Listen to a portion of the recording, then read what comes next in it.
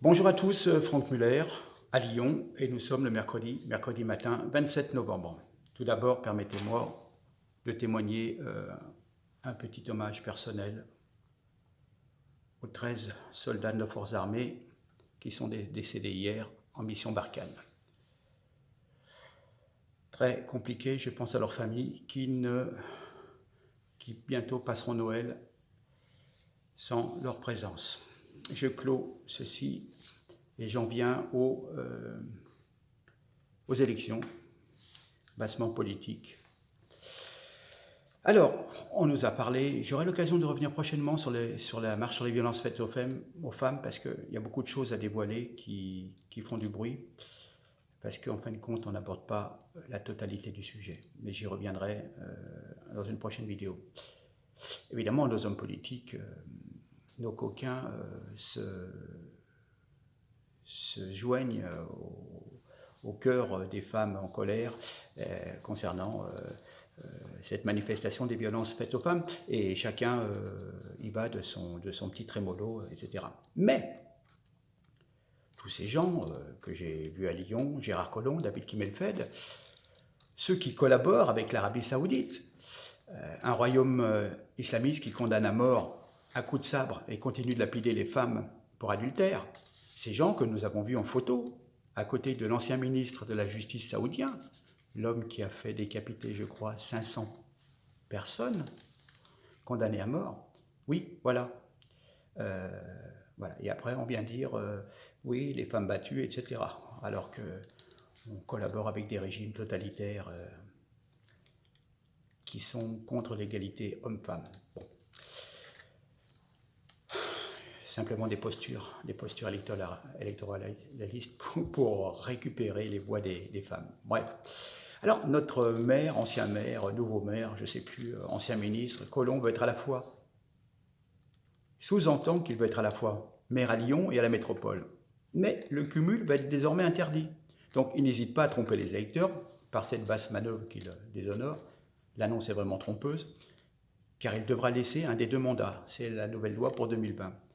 C'est vraiment un vieillard égocentrique qui ose tout. Stop, stop. Dégageons les sortants, il a fait son temps. D'ailleurs, il y a un marigot politique. À Lyon, nous avions, pour le département du Rhône, Michel Mercier, ex-ministre de la Justice, mis en examen dans l'affaire des assistants parlementaires du MoDem.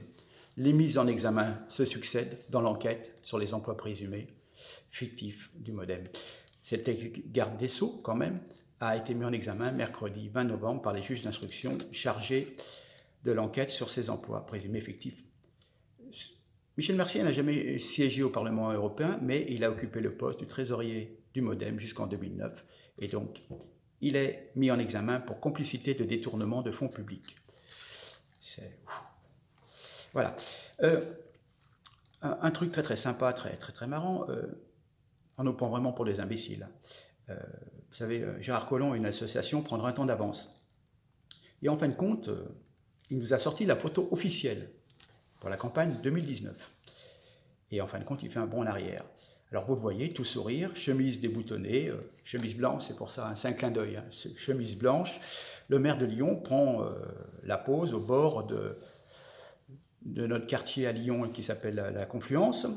Et quand on voit l'affiche, c'est difficile de croire que celui qui est pour l'instant encore en tête des sondages aux métropolitaines soufflera bientôt ses 73 ans.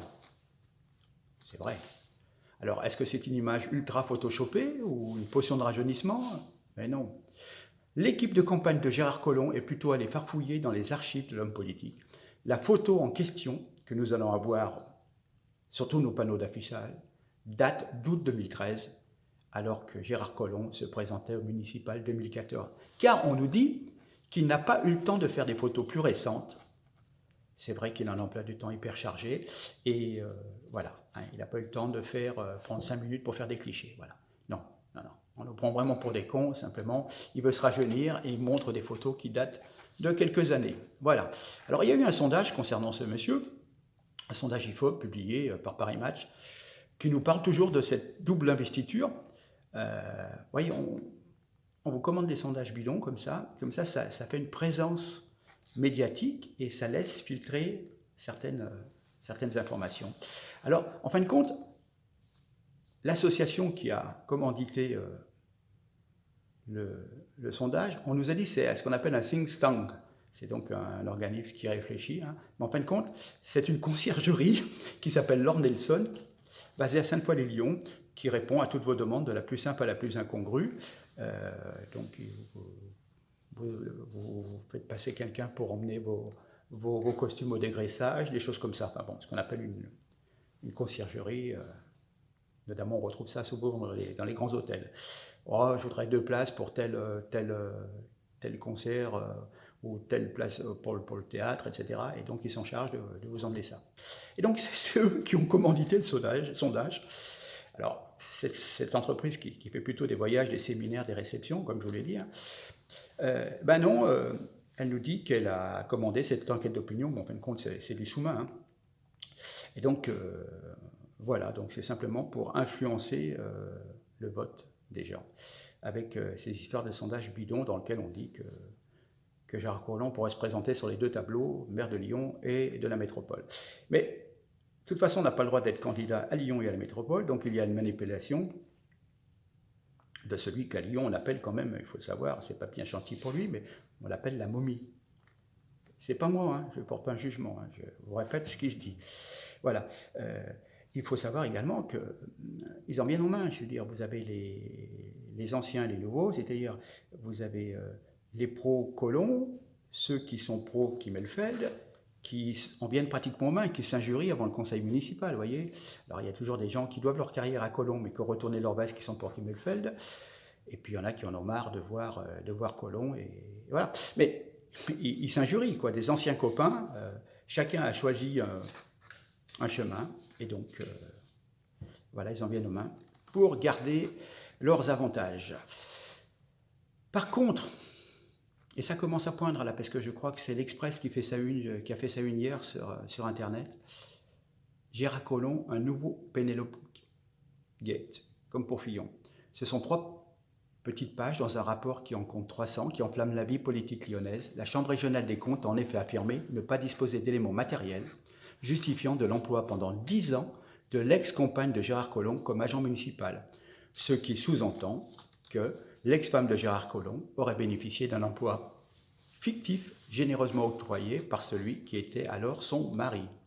Des soupçons qui se sont invités lundi jusqu'au conseil municipal de la ville de Lyon et qui ont valu à l'ancien ministre de l'Intérieur d'être secoué par les élus de l'opposition. Enfin bon. On m'écrit, il y a des gens qui font des commentaires, ou il y a des gens qui passent des choses sur Facebook, et une personne très très au fait de la vie politique écrivait « J'ai cru m'étouffer en regardant un reportage sur Collomb où une élue disait, en parlant du maire de Lyon, qu'il était honnête. La personne me dit « Je suis à sa disposition pour lui expliquer comment son modèle d'intégrité a attribué certains marchés publics, comme Lyon est devenu Vinci-Land, dans quelles conditions la métropole a vendu des terrains à l'Olympique lyonnais, comment certains promoteurs ont été avantagés pour l'aménagement du quartier de la Confluence. On pourrait parler des réseaux, des amis à qui rien n'est refusé, de l'utilisation de l'argent des contribuables pour la campagne de Macron, des emplois fictifs de proches ou de très proches. » Franchement, en ce qui concerne l'action de Gérard Collomb sur le terrain, vous apercevez qu'il y a une dégradation constante à laquelle on s'habitue petit à petit. Je vous explique. On m'écrit « En déplacement à Marseille pour mon travail, je découvre une gare agréable, des abords propres, des immeubles rénovés. Quel contraste avec ce que j'avais connu de cette ville il y a 15 ans. À Lyon, c'est tout le contraire. Il y a 15 ans, les abords des gares étaient propres et bien tenus. Aujourd'hui, c'est le chaos, saleté, délinquance, mendicité, circulation anarchique. J'ai honte que la première image de Lyon pour les étrangers arrivant en train soit ce spectacle lamentable, digne de Naples. Lyon a suivi le même mouvement que Paris, une dégradation constante à laquelle on s'habitue, hélas. Cela n'empêche pas le maire de Lyon de pérorer chaque jour sur ses grandes réussites et le rayonnement mondial de sa ville. Eh bien, allez vous pointer devant des gares et vous allez comprendre le bordel que c'est. Alors, on voit bien, les sondages sont peut-être favorables, mais on voit bien que c'est la fin du règne sans partage de Gérard Collomb. Ses troupes s'invectivent, ses soutiens se débinent, les affaires louches arrivent au grand jour, L'homme usé et sans projet ne tient que grâce à ses réseaux et à ses obligés. Ce sera peut-être son combat de trop. Alors, les LR. Parlons des LR. Enfin, je vais vous parler d'une candidate. Alors, c'est conseillère d'arrondissement, une dame qui s'appelle Myriel Fogel-Gelidi, qui est venue en aide à un homme tombé dans le Rhône. Alors, la vidéo a été tournée par ses militants. Donc, ils ont filmé, ils ont regardé venir en aide à la personne qui ne se noyait pas, qui était dans l'eau, mais qui était tenue un filin. Enfin bon, pourquoi? Il y avait une campagne sur la propreté. Alors, la présence d'une élue RR en campagne pour les prochaines municipales sur les quais du Rhône, je crois, ou de la Saône, je ne sais plus, un samedi matin de novembre peut surprendre, mais d'autant plus qu'elle est accompagnée de militants. Il ne s'agit pas d'une mise en scène, mais les équipes des candidats républicains étaient sur les quais afin de mener une opération de ramassage de déchets. C'est une opération médiatique pour rafler le vote des écolos. Et ils avaient rendez-vous sur les quais. Et à un moment, ils sont descendus sur le quai en bord du Rhône et le groupe s'est mis à la tâche de ramasser quelques détritus. Et ils ont vu qu'il y avait quelque chose dans l'eau. Et on s'aperçoit qu'il y a une vidéo avec un sauvetage. Alors, cette dame, donc, elle s'est lancée, elle a lancé une corde à quelqu'un qui se noie, mais en fin de compte, il ne se noie pas parce qu'il est déjà accroché à une corde. Enfin bon, et puis il y a 20 militants LR qui prennent des photos, qui tournent une vidéo, mais personne ne bouge, quoi. Et on la laisse faire, elle. Et ça me fait penser à l'histoire de Mamadou qui monte au 4e balcon, au 4e étage. Enfin bon, c'est bizarre. Je sais pas. Cette dame, soi-disant, elle est d'origine finlandaise et donc elle participe à la vie politique française. Vous voyez, Mamadou était malien, elle est finlandaise, décidément. Enfin bon, on n'est plus chez nous. Donc cette dame, c'est bizarre, aucun militant vient l'aider et on la laisse. Alors elle fait un numéro, parce que c'est une dame qui a fait du sport avant, donc elle est en talons hauts, etc. Et puis en tailleur, et puis elle avance au fur et à mesure en se tenant sur un filin, et puis elle arrive à traverser de l'autre côté, et puis voilà, bon, ça semblerait... Elle apparaît seule, personne ne vient lui donner un coup de main, quoi. Je veux dire, vous voyez un gars qui est accroché à une corde et qui est dans l'eau, plusieurs personnes se précipitent. Eh ben non, il y a elle qui fait son action et les autres qui regardent et qui filment. Bon, tant mieux pour elle, mais parfois vous posez des questions quand même. Comme vous le savez, donc maintenant vous le savez, vous pouvez téléphoner à la permanence des LR, des Républicains. Ils ramassent les mégots, les crottes de chiens. Oui, vous avez des militants comme ça à Lyon, donc vous téléphonez et puis vous leur dites de venir nettoyer votre rue, hein, d'accord? Oui, bon. Alors aussi, dans la campagne des LR, ils ne font pas que ça, hein. Ils veulent planter des arbres. Alors, un des candidats, M. Buffet, il veut un Central Park au sud de Lyon. Hein. Je ne sais pas où c'est qu'il va le mettre, mais on va avoir plein d'arbres. Et puis alors, M. Blanc, qui se présente à la métropole, veut planter 500 000 arbres. Ça va être la jungle à Lyon. Hein, mais bon, il faut de la verdure, ok, mais 500 000 arbres, enfin, je ne sais pas si vous voyez, mais bon. Attention aux incendies de forêt, hein, on va déguster. Hein. Et puis alors, on a une autre élue qui se présente à la mairie du 5e, Anne Prost, qui veut à chaque naissance dans son arrondissement, si elle est élue, donner le nom d'un enfant à un nouvel arbre planté. Bon. Mais alors, cette dame, vous voyez, parfois les gens, ils ne se rendent pas compte de ce qu'ils racontent. Cette dame, dans une interview, nous dit « Tout le monde me dit que comme mère, je vais être parfaite. Ah. » Et puis, elle nous dit « Je suis bien habillée, hein, mais j'ai quand même la fibre sociale. Hein. » Ah oui, d'accord. Compliqué. Bon. C'est dingue ce que les gens peuvent raconter comme conneries. Moi, je raconte peut-être, hein, mais bon, moi, je suis un amateur. C'est les gens qui font quand même profession de la politique, mais bon. Alors, il faut savoir que la situation est très difficile en région lyonnaise. Dans le 7e arrondissement, dans le quartier de Gerland, à l'école élémentaire Marcel Pagnol, on a trouvé des sachets de résine de cannabis et des armes blanches planquées dans la cour même de l'école. D'après le Progrès, des rondes fréquentes de la police municipale vont être mises en place pour dissuader les fauteurs de troubles. Enfin, bon, quand on sait que le bureau de police municipale ferme à 17h30, On imagine la terreur des dealers devant cette décision. Alors, à Bois-en-Velin, au Mas du Taureau, un quartier célèbre pour des incendies nocturnes, une enseignante a été fouillée par des dealers. Et oui, pour être sûr que je ne sais pas ce qu'elle avait sur elle, enfin bref, ils l'ont fouillée, vous voyez, ils font la loi, hein, et puis d'autres sont régulièrement menacés de mort. La situation d'insécurité dans et autour de cette école atteint son paroxysme. D'après la commissaire, il est hors de question qu'on laisse passer quoi que ce soit. Enfin, 30 ans que nous écoutons ce genre de discours, 30 ans de rodomontade, ça suffit. Des actes, arrêtez les blabla. Quand il faut savoir que le commissariat de Bois-en-Velin a été encerclé par des dealers qui jetaient des détritus, enfin, des débris, des détritus, et voilà, eu un petit vous avez un petit incident, voilà, c'est pas grave, on laisse, c'est du direct, hein. Donc voilà, bon, laissez-moi rire, les policiers ne pouvaient même plus sortir du commissariat de Bois-en-Velin, et maintenant on vient nous faire des leçons de morale, que la loi et l'ordre restent, vous voyez, les aléas du direct, c'est ça la maîtrise. Ouais. Enfin bon, c'est avec le fil du micro, du coup ça entraîne le portable. Alors, ma petite vidéo sur le Rassemblement national, évidemment 80% des adhérents du Rassemblement national sont d'accord avec moi, et avec le fameux Émile qui avait envoyé un mail à tous ses collègues. Par contre, la grande direction, le secrétariat départemental, il m'aime pas. Alors, la presse est en train de reprendre tout ce qui se passe au Rassemblement national, et ça a commencé déjà avec le transfert d'Andrea Cotarac. Voilà, je vous explique, vous voyez, ça c'est suite au mail du vieil Émile et de ma vidéo. Voilà, vous savez tout.